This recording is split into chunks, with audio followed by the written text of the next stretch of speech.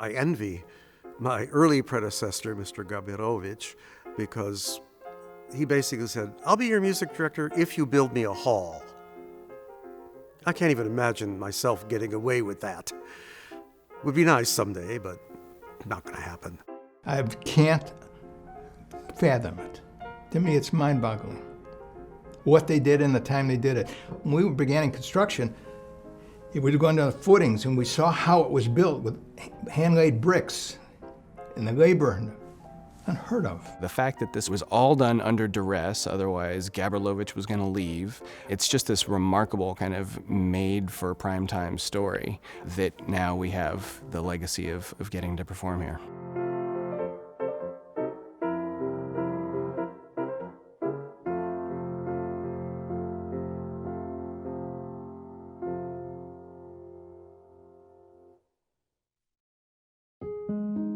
Osip Gabrilovich's gambit had worked.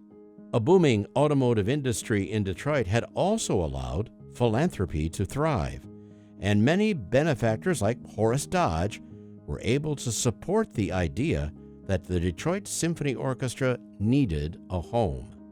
In 1919, when the building was built, Detroit was just exploding across the landscape. The population tripled in a mere 20 years. And so buildings tended to be really important markers of what a city thought of itself. And so this building, Orchestra Hall, was one of the flags that was planted that says this is an important building because this is an important town. Clara Clemens, Gabrilovich's wife, the daughter of Mark Twain. She has written a book entitled My Husband, Gabrilovich. And she talks in there that they were in such a race to get this building built that they began demolishing the front doors of the church while there was still a wedding going on at the altar. They worked around the clock, and Horace Dodge was very instrumental to that whole process. Horace Dodge was not the only Detroit luminary who had a hand in the architectural fate of the proposed hall. The Detroit Symphony Society gathered a committee that included Albert Kahn to select an architect for the project. C. Howard Crane did several major theaters in Detroit, including what is now the Detroit Opera House, including the Fox Theater, the former State Theater, and of course the Orchestra Hall. And I think he decided, along with the civic creators, that we were going to use a Renaissance-inspired imagery, which was always used at that time as a marker for elegance, authenticity, permanence. And so this was one of the buildings that said Detroit has arrived. They opened finally on October 23rd, 1919. And even at that, there was still workmen leaving from the back doors. I think as amazing as the amount of time it took to build it was the cost to build it. And I think it was $600,000 or $700,000 back in 1919. I mean, really, is there anything we can't do if we put our minds to it? I think this is just an example of what it takes. I mean, when somebody draws a line like Osip Gabrilovich and says, I will be your maestro if you build me a hall. Well, okay, we will. And we did. They figured it out, and they did it. And they didn't have computers and these kinds of buildings where it's a little on the angle, everything's not lined up perfectly. They sound magnificent. It's a pristine acoustic environment. Crane's lyric-style design for the hall, much unlike his other theaters, helped deliver acoustic perfection. The use of ornamentation and asymmetry added to that magic as well, all the way down to the decision to use two different kinds of wood to construct the stage. I think one of the qualities is the space, the amount of plaster in the walls, the amount of reverberating space above the boxes and above the stage, probably up in the ceiling too, and the shape. I mean, when you look at it, man, the entire hall kind of looks like a megaphone, you know? So as soon as you hit a note, boom, here, the note starts to travel like this. A concert program at the time boasted that Orchestra Hall would become the center of Detroit's musical life. And for the next decade, the hall lived up to its billing.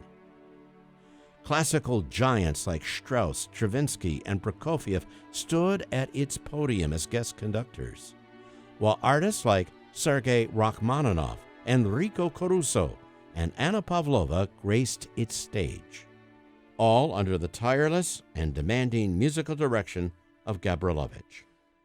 Gabrilowitsch, I think, was maybe 5'6", 5'8", but he just had this towering presence. By the mid-1920s, this orchestra is playing in New York, getting highly complimentary reviews, and he's bringing attention to this orchestra and the city.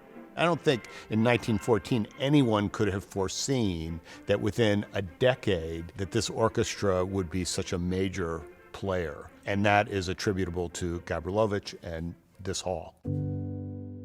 Gabrilowitsch, in another gesture of his, forthrightness, his direct way of behaving, he identified an education director who was active in Missouri, actually, in Kansas City, St. Louis, those areas, Edith Retz Tilton. She had a concert program there for young people, and he said, I want to arrange a marriage between the Detroit Symphony Orchestra and the people of Detroit and Michigan. And she came here and she became the first full-time education director of an American orchestra.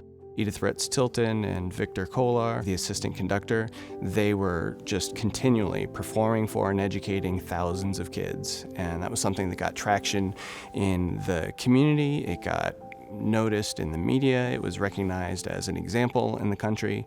It's just been part of our DNA for a long time. You're using outreach to create the next generation of supporters, the next generation of listeners.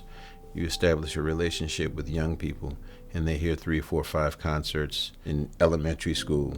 I think that the consistent presence of the orchestra in the school system and playing for the kids definitely has a positive effect on the students as they get older.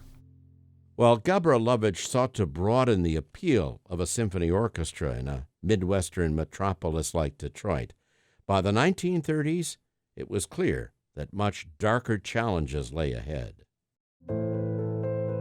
You can do everything right, and if the economy turns south, you're going to have trouble.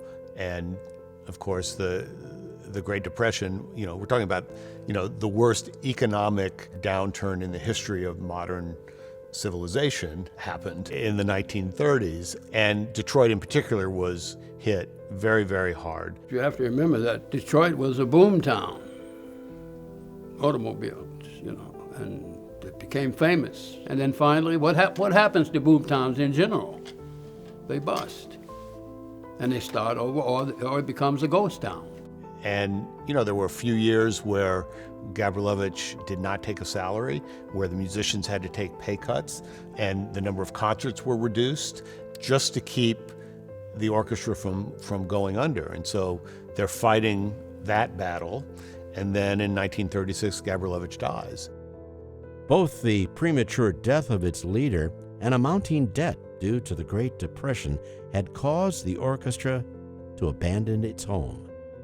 Now, only 20 years since its construction and with the nation on the brink of a Second World War, it was unclear how Gabrilowitsch's acoustic marvel would soldier on. I think that the orchestra has a good chance of not leaving Orchestra Hall if Gabrilowitsch doesn't die, because he, more than anyone, was connected with this hall. It was built at his bequest. He knew what was special about it, and I don't believe that he would have allowed the orchestra to leave. So history could have been very different had he not passed away.